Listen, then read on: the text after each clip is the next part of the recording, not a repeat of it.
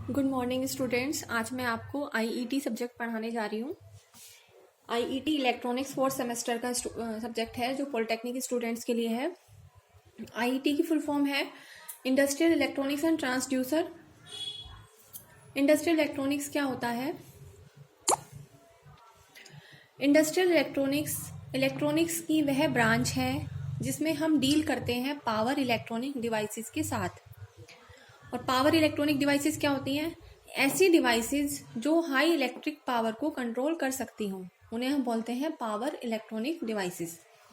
ठीक है, तो इंडस्ट्रियल इलेक्ट्रॉनिक्स क्या है? इलेक्ट्रॉनिक्स की वह ब्रांच जिसमें हम डील करते हैं पावर इलेक्ट्रॉनिक डिवाइसेस के साथ। पावर इलेक्ट्रॉनिक डिवाइसेस वह होती हैं जो हाई इलेक्ट्रिक पावर को कंट्रोल कर सकती हों, जैसे कि एससीआर, डायक, ट्रायक एटसेट्रा। और जितनी ये पावर इलेक्ट्रॉनिक डिवाइस होती हैं ये सब मिलके एक फैमिली बनाती हैं जिसे हम बोलते हैं थायरिस्टर फैमिली। ठीक है, तो आईटी में पहले हम इंडस्ट्रियल इलेक्ट्रॉनिक्स के बारे में पढ़ेंगे शुरुआत में, और बाकी एंड में हम पढ़ेंगे ट्रांसड्यूसर लास्ट के चैप्टर में। तो ये दो पार्ट में है, इंडस्ट्रियल इलेक्ट्रॉनिक्स एंड ट्रांसड्यूसर। तो हम शुरू करते हैं हम एससीआर के बारे में। तो पहली जो थायरिस्टर फैमिली का पहला सदस्य है वो है एससीआर, सिलिकॉन कंट्रोल रेक्टिफायर। ठीक है, पहले इसका नाम से देखते हैं एससीआर क्या होता है। सिलिकॉन कंट्रोल रेक्टिफायर, जो सिलिकॉन का बना हो, रेक्टिफायर का काम करता हो और जिसको कंट्रोल किया जा सके। तो एससीआर की ऐसी डिवाइस है, एससीआर एक ऐसी डिवाइस है जो सिलिकॉन का बना है, रेक्टिफायर का काम करता है और उसको हम कंट्रोल कर सकते हैं, जिसको कंट्रोल किया जा सकता है। एससीआर में क्या होता है? 4 लेयर होती हैं, PN। ठीक है, 4 लेयर होती हैं। जब 4 लेयर है तो जंक्शन 3 होंगे। जंक्शन कहाँ पे बनता है? 2 लेयर के बीच में। तो एक जंक्शन यहाँ बना P और N के बीच में, एक जंक्शन यहाँ बना N और P के बीच में। क्या बना? 3 जंक्शन है, 3 टर्मिनल है, एनोड, कैथोड और गेट। गेट से हम कंट्रोल करते हैं। ठीक है, तो एससीआर क्या है? एक 4 लेयर वाली, 3 जंक्शन वाली और 3 टर्मिनल वाली डिवाइस है जिसमें जंक्शन है J1, J2, J3। ये इसका सिंबल है। ठीक है, इसमें गेट दिखाया गया है, ये एनोड है, ये कैथोड है।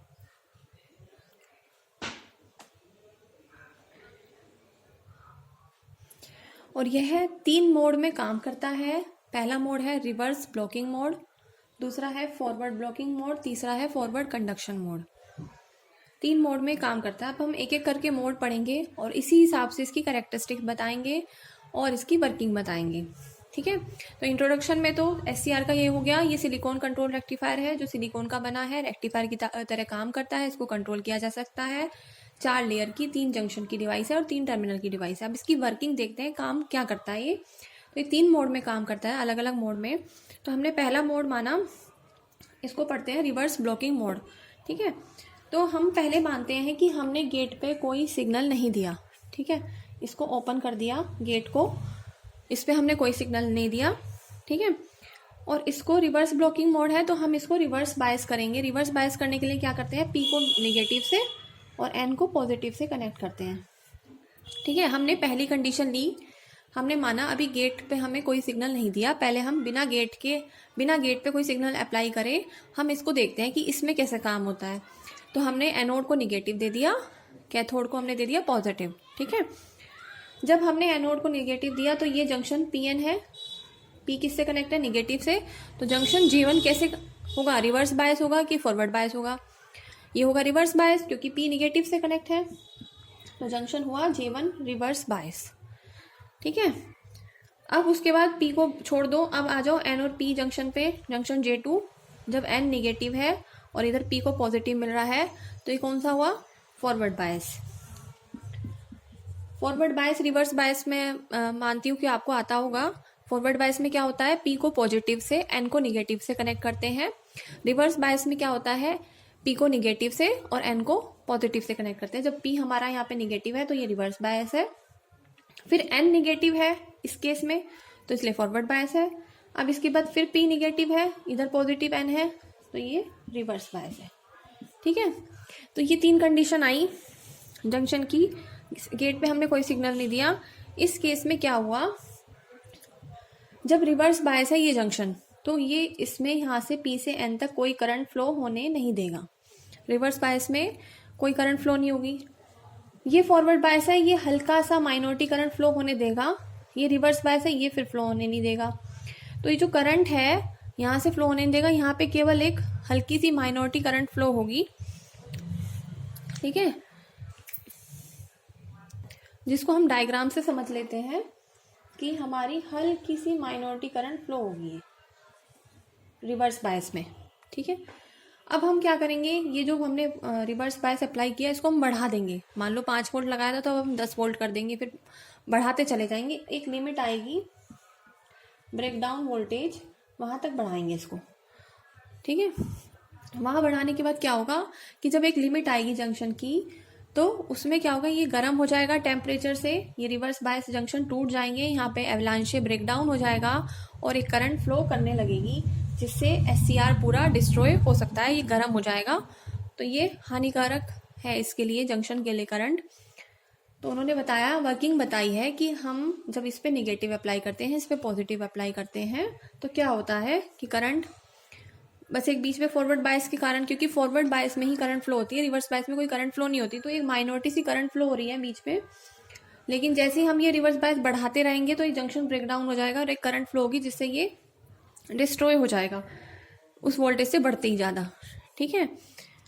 तो यहाँ पे SCR में कुछ कंडक्शन नहीं हुआ, इसे हम बोलेंगे रिवर्स ब्लॉकिंग मोड, क्योंकि हमने यहाँ पे रिवर्स बायस दिया है, तो यह है रिवर्स ब्लॉकिंग मोड, ठीक है। क्योंकि यहाँ पे तो डिस्ट्रॉय हो जाएगा, यहाँ पे कोई कंडक्शन नहीं हुआ, माइनॉरिटी सी करंट फ्लो हुई, तो ये है रिवर्स ब्लॉकिंग मोड पहला। अब दूसरा हम पढ़ते हैं forward conduction mode, forward blocking mode. दूसरा हम पढ़ते हैं forward blocking mode. Forward blocking mode में क्या होगा कि हम फॉरवर्ड बायस देंगे, यहाँ पे पॉजिटिव दिया, यहाँ पे हमने निगेटिव दिया। जब हमने यहाँ पे P को पॉजिटिव से दिया तो जंक्शन J1 हमारा फॉरवर्ड बायस हुआ, PN जंक्शन, P को पॉजिटिव मिला है, N को पॉजिटिव मिला है, इसका मतलब रिवर्स बायस हो गया बीच वाला। इधर P को उधर से पॉजिटिव मिल रहा है, इधर से N को निगेटिव, यानी कि ये भी फॉरवर्ड बायस हो गया, ठीक है।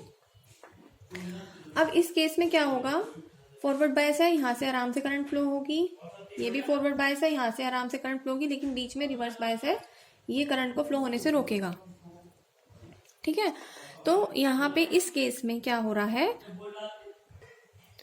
अब इस केस में क्या हो रहा है, करंट अभी भी फ्लो नहीं कर पा रही, क्योंकि ऊपर से फ्लो कर रही है तो बीच में रास्ता बंद है। यहाँ पे फ्लो कर सकती है करंट, यहाँ पे फ्लो कर सकती है, लेकिन बीच में रिवर्स बायस है तो ये फ्लो नहीं होने देगा, तो करंट हमारी कंटिन्यूसली फ्लो नहीं हो रही, तो इसका मतलब SCR अभी भी वर्किंग कंडीशन में नहीं है, अभी भी ये ऑफ ही है, ठीक है। अब हम क्या करेंगे, अब हम कुछ ऐसा करें कि बीच का जंक्शन अगर हमारा टूट जाए तो करंट यहाँ से तो फ्लो हो सकती है, यहाँ से भी करंट फ्लो हो सकती है, बीच का ही टूट जाए तो करंट हमारी पूरे SCR में फ्लो हो सकती है और ये ऑन हो सकता है। तो हम ये हमारी थोड़ी सी करंट फ्लो हो रही है इसमें, इसके कारण और इसके कारण, लेकिन बीच में नहीं हो रही, तो ये हमारी हल्की हल्की फ्लो हो रही है। हम यहाँ पे ये वोल्टेज है, ये करंट है, ठीक है। अब हम इसमें क्या करेंगे, हम वोल्टेज, ये जो हमने ऊपर नीचे वोल्टेज लगाई है, इस वोल्टेज को हम थोड़ा सा बढ़ाएंगे और एक लिमिट आएगी जिसे बोलते हैं VBO। यहाँ पे रिवर्स में VBR होता है, इधर VB होता है ब्रेक ओवर वोल्टेज। तो एक वोल्टेज आएगा ब्रेक ओवर वोल्टेज कि जब वहां तक वोल्टेज बढ़ जाएगी, तो ये जब ये वाली वोल्टेज उतनी पहुंच जाएगी जितनी ब्रेक ओवर वोल्टेज होगी। ब्रेक ओवर वोल्टेज क्या होती है, एक मैक्सिमम लिमिट होती है और हर SCR की अलग अलग होती है। ब्रेक ओवर उसकी एक लिमिट है, जैसे बल्ब आते हैं हमारे कि इतने वोल्ट का है, इतने वोल्ट का है, तो सबकी अपनी रेटिंग होती है। इसी तरह से वोल्टेज ब्रेक ओवर वोल्टेज होती है कि इतनी ब्रेक ओवर वोल्टेज है, इतनी ब्रेक ओवर वोल्टेज से आगे ये ऑन हो जाएगा। अब इतनी ब्रेक ओवर वोल्टेज जब इसे मिल जाएगी, यानी कि VBO तक पहुंच जाएगा, जब भी हमने जो वोल्टेज अप्लाई करी है, तो ये जंक्शन टूट जाएगा, बीच का रिवर्स बायस ये टूट जाएगा, तो आराम से करंट हमारी फ्लो करने लगेगी, ठीक है। इस केस में लेकिन एक चीज होगा, क्योंकि बीच में जो जंक्शन है रिवर्स बायस है और हमने पढ़ा है कि यहाँ पे एक वोल्टेज ड्रॉप होता है, तो ये वोल्टेज वापस जाएगी करंट और वापस यहाँ जाके बढ़ेगी। तो ये इसकी कैरेक्टरिस्टिक इस तरह होती है, मतलब वोल्टेज ड्रॉप होगा, ब्रेक ओवर वोल्टेज, या फिर हम ये कह सकते हैं कि यहाँ पे आने के बाद, ब्रेक ओवर वोल्टेज के बाद, यहाँ तक तो SCR ऑफ ही है, यहाँ पे आने के बाद वो ऑन हो जाता है, और जब ऑन हो जाता है तो हम ये वोल्टेज अगर हटा भी लें, ठीक है, यहाँ से हमने वोल्टेज अगर हटा भी ली, यानी कि वापस ये वोल्टेज को भी हटा लें, क्योंकि वो एक बार ऑन हो गया तो वो करंट फ्लो करती रहेगी, तो हमने वोल्टेज हटा ली तो भी हमारी करंट फ्लो कर रही है। ठीक है, ऑन होने के बाद तो जहाँ से ये करंट हमारी शुरू हो रही है, इसको हम वैल्यू को बोलते हैं लैचिंग करंट। इस वैल्यू को, ठीक है, बोलते हैं हम लैचिंग करंट। और उससे थोड़ा नीचे एक वैल्यू होती है होल्डिंग करंट, कि उतने पे करंट हमारी होल्ड रहेगी, उतनी उससे थोड़ी नीचे वैल्यू पे ये रहेगा कि जब हम वोल्टेज हटा भी लेंगे तो भी हमारी करंट फ्लो होगी। होल्डिंग वैल्यू होती है करंट की। लेकिन जहाँ से शुरू हो रहा है उसे हम बोलते हैं लैचिंग करंट। तो ये हो गई SCR की कैरेक्टरिस्टिक्स। अभी तक हम बात कर रहे थे, तो ये जो मोड है वो है फॉरवर्ड कंडक्शन मोड, ये वाला, ये है फॉरवर्ड कंडक्शन मोड, ये है फॉरवर्ड ब्लॉकिंग मोड, ये है रिवर्स ब्लॉकिंग मोड। ये तीनों मोड हो गए कैरेक्टरिस्टिक्स में। अब हम बात करते हैं कि अभी तक हमने गेट पे कोई सिग्नल नहीं दिया था। अगर हम गेट पे सिग्नल दें तो क्या होगा, गेट पे सिग्नल अगर अप्लाई करेंगे तो फर्क इतना आएगा कि ये जो हमारा यहाँ से बैक हो रहा है वो यहाँ से बैक ना होकर थोड़ा पहले ही बैक हो जाएगा। ठीक है, और जैसे जैसे हम गेट पे वोल्टेज बढ़ाते जाएंगे वो और पहले बैक हो जाएगा, वो और उसके बाद और। तो यहाँ पे हम लिख सकते हैं IG1 IG2, या बुक पे देखेंगे इस तरह से दे रखा है। यानी कि जैसे जैसे हमने गेट पे वैल्यू दी, वोल्टेज अप्लाई करी, तो जो गेट करंट है वो कंट्रोल करने लगेंगे इसे, और ये धीरे धीरे कैरेक्टरिस्टिक, ये जो बीच में वोल्टेज ड्रॉप हुआ है ये नहीं होगा वोल्टेज ड्रॉप, ये थोड़ा पास आता जाएगा कैरेक्टरिस्टिक्स में। और ये है आपकी SCR की कैरेक्टरिस्टिक्स।